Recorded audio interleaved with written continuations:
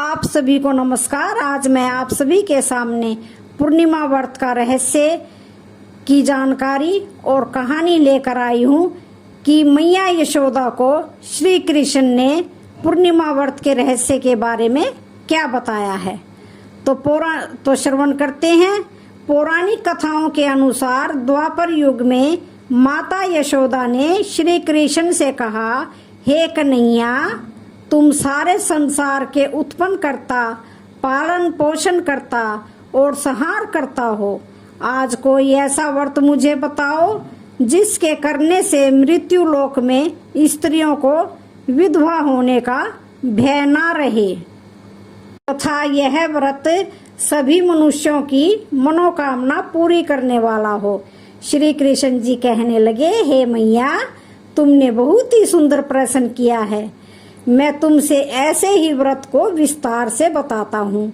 सौभाग्य की प्राप्ति के लिए स्त्रियों को 32 पूर्णिमाओं का व्रत करना चाहिए। इस व्रत को करने से स्त्रियों को सौभाग्य और संपत्ति मिलती है।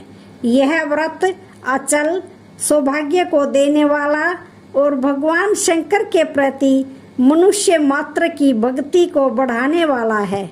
यशोदा मैया कहने लगी, हे कन्हैया, सबसे पहले इस व्रत को मृत्यु लोक में किसने किया था, इसके विषय में विस्तार पूर्वक मुझसे कहो। श्री कृष्ण कहने लगे कि मैया, इस पृथ्वी लोक पर बहुत समय पहले एक बहुत ही प्रसिद्ध राजा चंद्रहास की कार्तिका नाम की एक नगरी थी। वहाँ रामदास नाम का एक ब्राह्मण था और उसकी पत्नी बड़े ही सुशील और रूपवान थी। दोनों ही उस नगरी में बड़े ही प्रेम से रहते थे। उनके घर में धन धान्य की कोई कमी नहीं थी।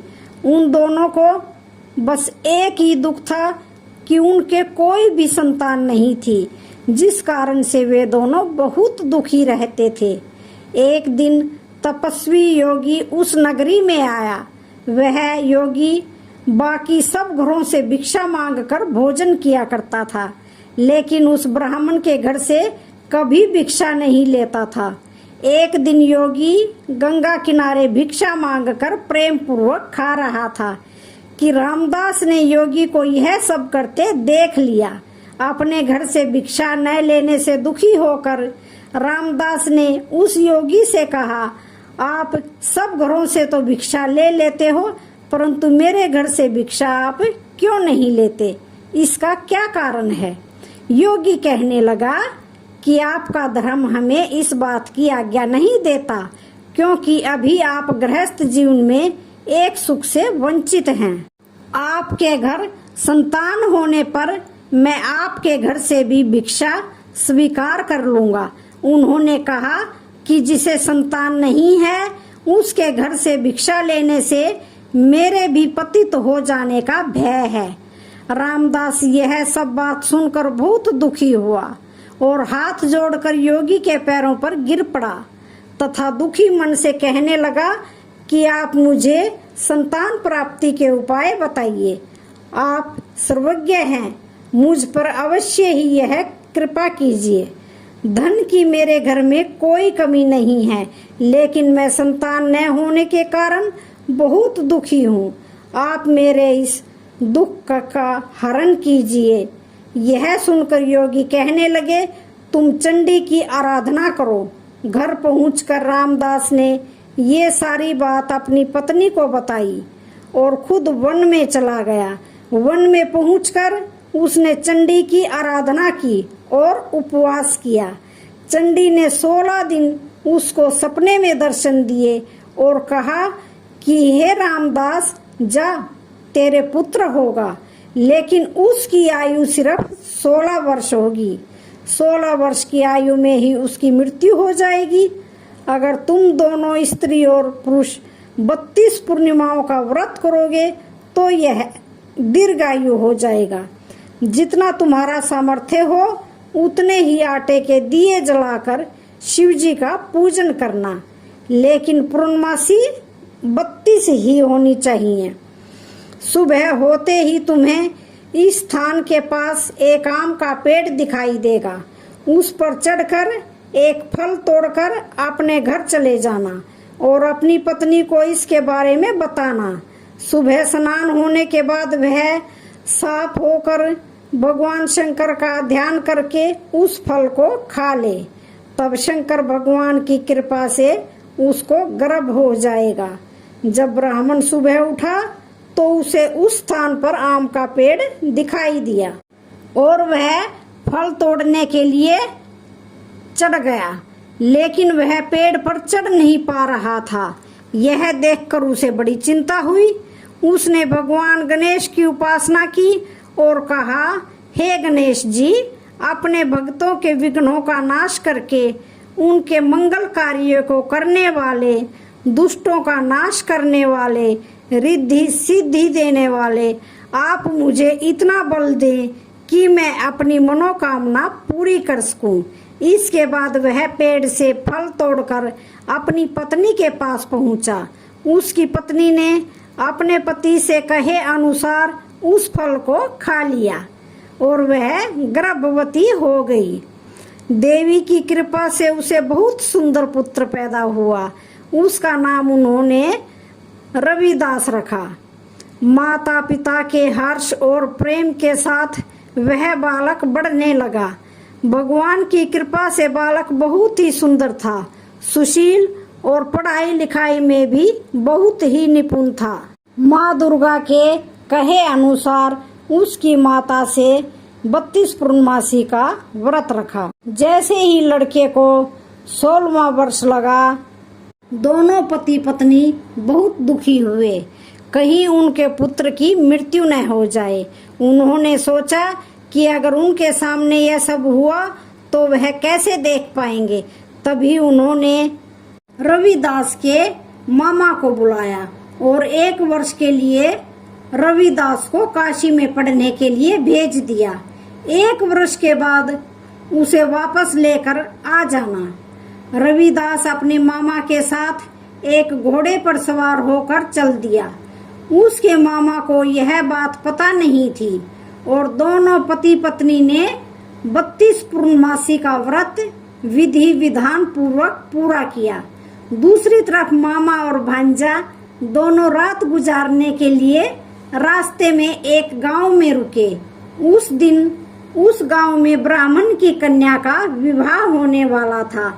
जिस धर्मशाला में वर और बारात के बाकी लोग रुके हुए थे, उसी धर्मशाला में रविदास और उसका मामा ठहर गए। उधर कन्या को तेल आदि चढ़ने के बाद जब लगन का समय आया तो वर की तबीयत अचानक खराब हो गई।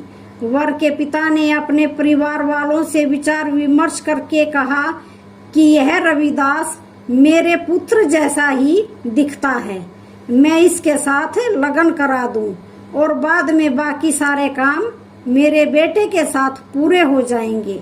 ऐसा कहने के बाद वर के पिता रविदास को मांगने के लिए उसके मामा के पास गए और उन्हें सारी बात बताई। मामा ने कहा कि कन्यादान में जो कुछ भी मिलेगा वो हमें दे दिया जाए। वर के पिता ने बात स्वीकार कर ली।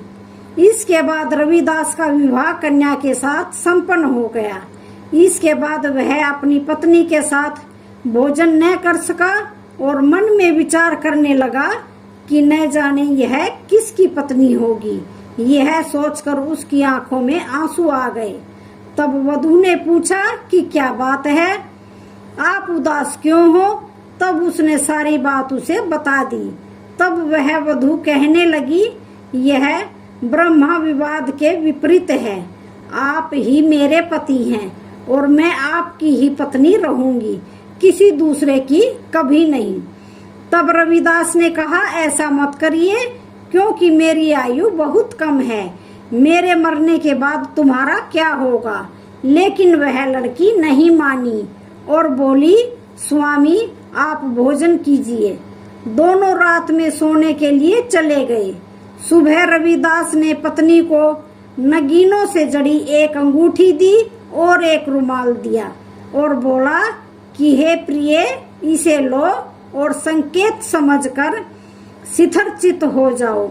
मेरा मरण और जीवन जानने के लिए एक पुष्प वाटिका बना लो। उसमें सुगंधी वाली एक नवमल्लिका लगा लो। उसको प्रतिदिन जल से सींचा करो और आनंद के साथ रहो। जिस समय और जिस दिन मेरी मृत्यु होगी उस दिन यह फूल सूख जाएंगे। जब यह फिर से हरे हो जाएं तो जान लेना मैं जीवित हूँ।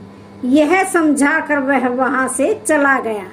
इसके बाद जब वर और बाकी बाराती मंडप में आए तो कन्या ने उसे देखकर कहा कि यह मेरा पति नहीं है। मेरे पति तो वो हैं जिनके साथ रात में विवाह हुआ। इसके साथ मेरा विवाह नहीं हुआ है।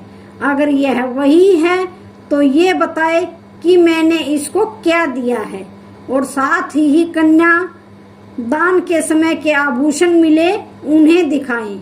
कन्या की ये सारी बातें सुनकर वह कहने लगा कि मैं यह सब नहीं जानता। इसके बाद सभी बारात भी अपमानित होकर वापस लौट गई। भगवान श्री कृष्ण बोले, हे माता, इस प्रकार रविदास काशी चला गया। जब कुछ समय बीत गया तो एक सर्प उसको डसने के लिए वहां आया, लेकिन वह उसको काट नहीं पाया क्योंकि उसकी माता ने पहले ही 32 पूर्णिमा का व्रत कर लिया था। इसके बाद खुद काल वहां पहुंचा।